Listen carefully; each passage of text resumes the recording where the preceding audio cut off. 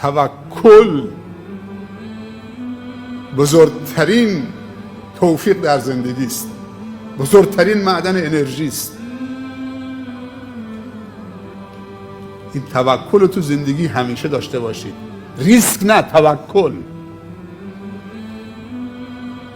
پیامبر صلی الله علیه و سلم میفرمایند هر مسلمانی هر روز صبح وقتی از خانه خارج میشه برای هر امری، چه کشاورزه، چه پارچه فروشه، چه بازاریه، چه اداریه، چه صیاده، چه عالمه، چه معلمه،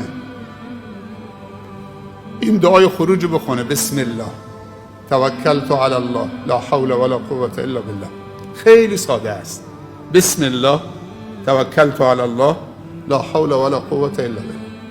خداوند یه فرشته میفرسته در گوشش، بهش میگه هدایت شدی.